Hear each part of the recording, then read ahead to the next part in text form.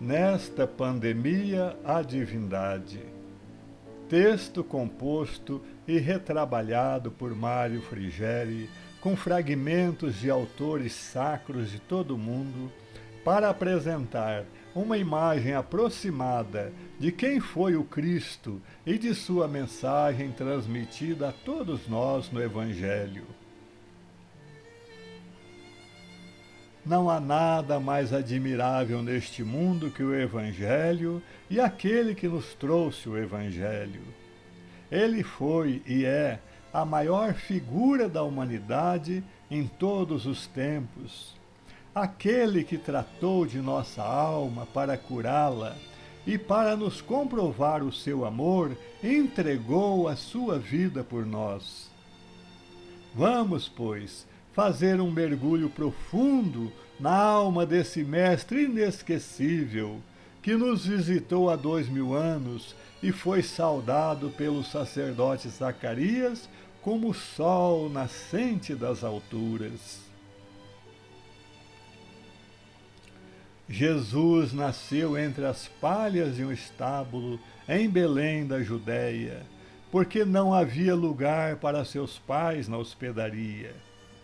E não havia lugar para eles, porque ninguém sabia que ele estava para chegar, trazido por aquele humilde casal. Será que hoje, 2000 anos depois, nós, que já conhecemos sua história, teremos um lugar para ele em nossos corações? Não saímos nós de uma civilização em que artistas como Rafael o glorificaram e músicos como Handel lhe cantaram louvores?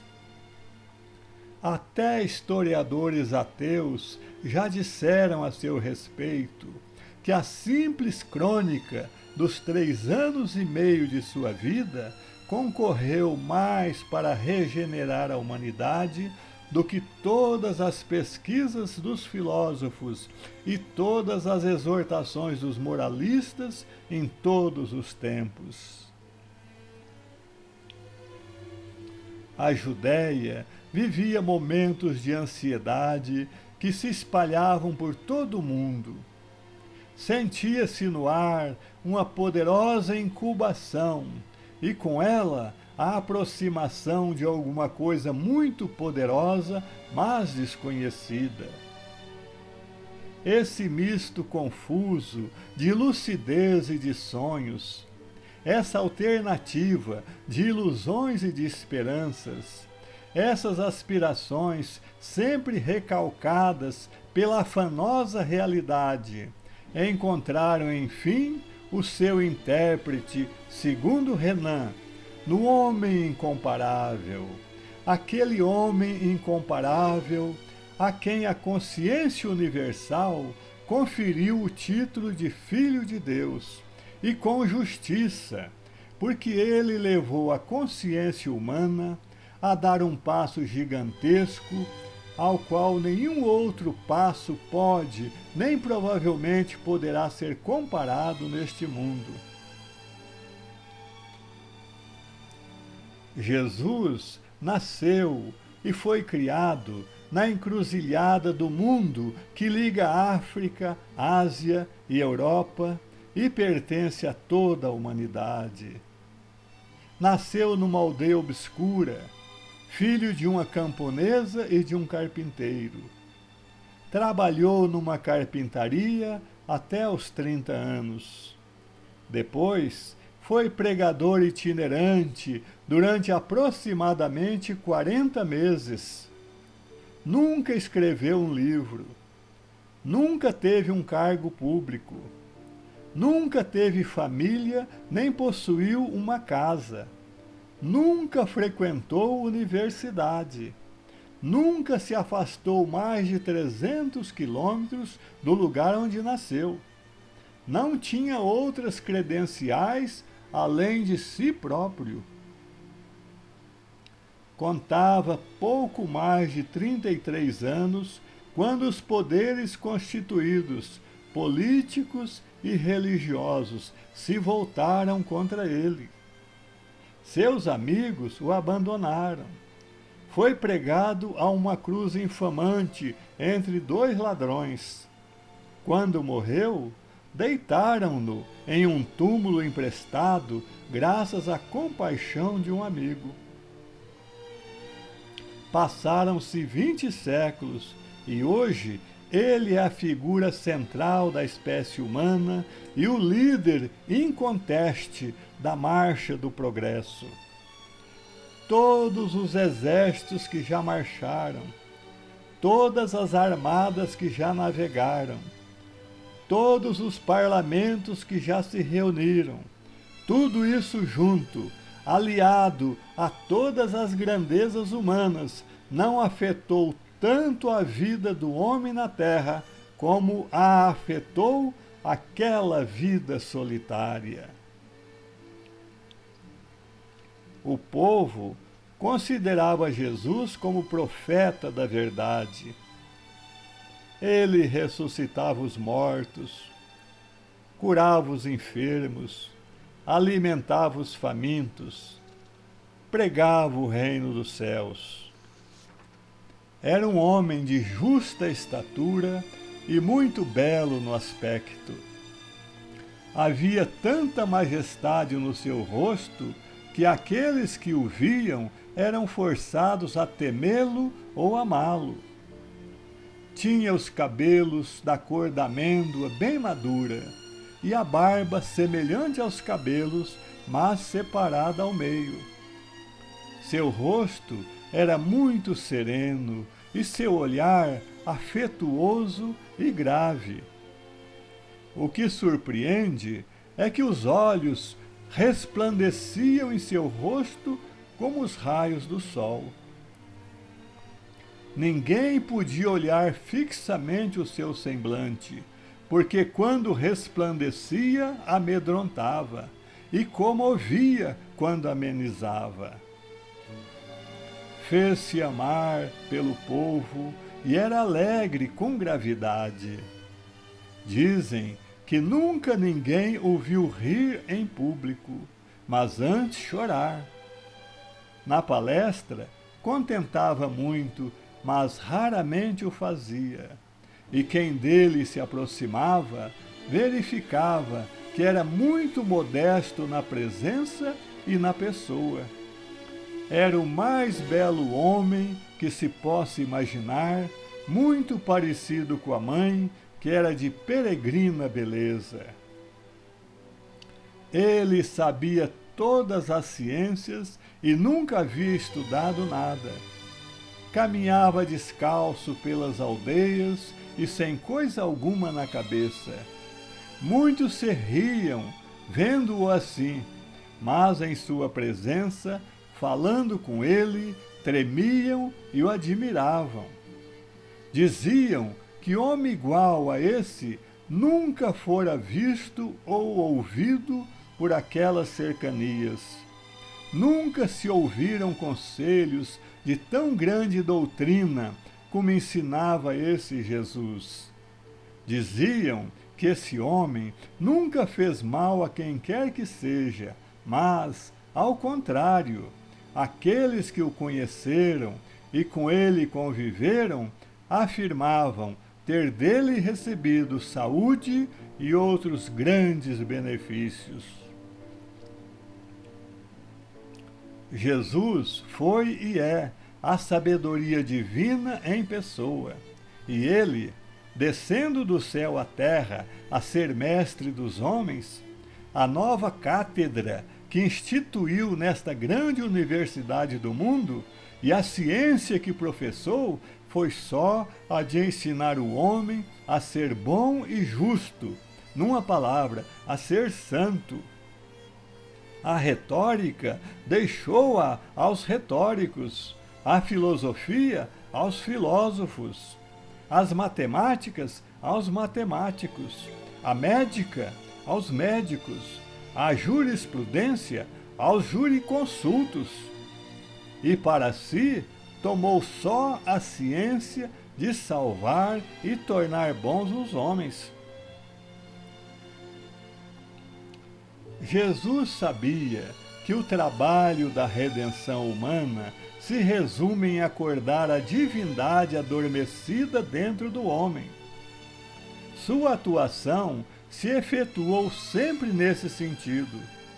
Jamais o encontramos abatendo o ânimo ou aviltando o caráter do pecador, fosse esse pecador um ladrão confesso ou uma adúltera hostilizada pela multidão. Os sãos não precisam de médico, mas sim os doentes, dizia ele aos que o acompanhavam. Agia invariavelmente sobre algo de puro e de incorruptível que existe no espírito do homem. Firmado em semelhante convicção, sentenciava com autoridade: sede perfeitos, como perfeito é vosso Pai Celestial. Muitas vezes nos detivemos e voltamos nossas faces para ele e o vimos em solitária majestade dirigindo-se para o poente. Ele contava uma história ou narrava uma parábola, e coisa igual às suas histórias e parábolas nunca tinha sido ouvida na Síria.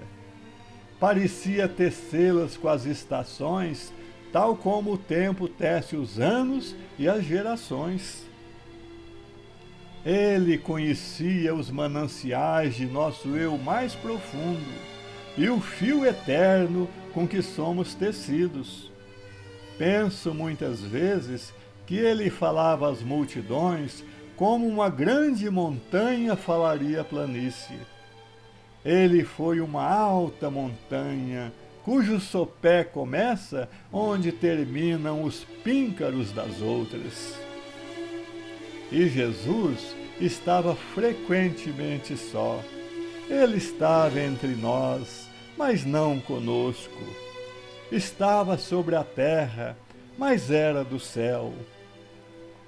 Conhecia as montanhas como as águias as conhecem, e os vales como os conhecem os arroios e as correntes. E havia um deserto em seu silêncio e um jardim em seu falar.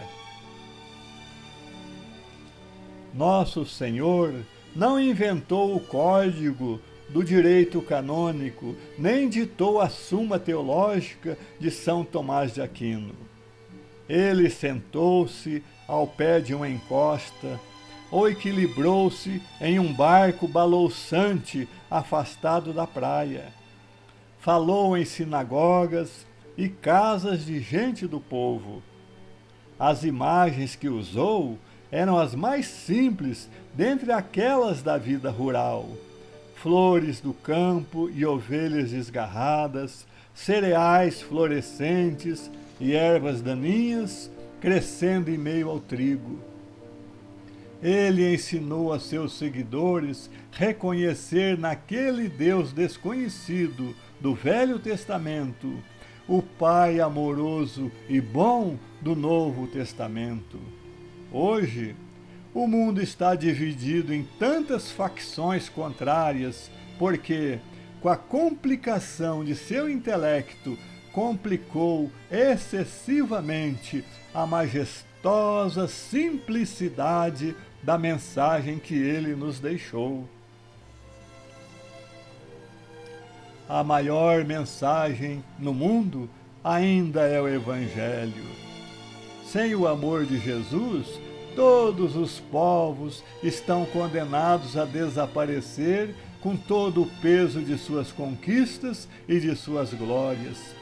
Porque somente o amor pode salvar o mundo que já vai se aniquilando gradativamente. Todos os grandes seres podem descer do infinito à terra e comprovar a imortalidade da alma humana, mas nada farão de útil se não entregarem ao espírito do homem a chave maravilhosa do Evangelho, para que se abram as portas imensas da paz no coração amargurado da humanidade. Senhor Jesus, tu que és o príncipe de todas as nações e a base sagrada de todos os surtos evolutivos da vida planetária, que és a misericórdia divina e infinita, rasgando todas as fronteiras edificadas no mundo pelas misérias humanas. Reúne a tua família espiritual sob os laços da fraternidade e do bem que nos ensinaste. Tu, que andavas descalço pelos caminhos agrestes da Galileia, faze florescer de novo sobre a terra o encanto suave da simplicidade no trabalho, trazendo ao mundo a luz cariciosa de tua oficina de Nazaré. Tu, que ressuscitaste Lázaro das sombras do sepulcro, ressuscita o homem moderno do túmulo de suas vaidades apodrecidas. Tu, que fizeste que os cegos vissem, que os mudos falassem, abre de novo os olhos rebeldes de tuas ovelhas ingratas e desenrola as línguas da verdade e do direito que o medo paralisou nesta hora torva de pandemia universal e de penosos testemunhos para a humanidade. Senhor, estamos reunidos em todo o mundo, cada família em seu próprio lar, e suplicamos a tua bênção. Somos as tuas crianças, dentro da nossa ignorância e da nossa indigência. Apieda-te de nós e dize-nos, ainda uma vez, meus filhinhos.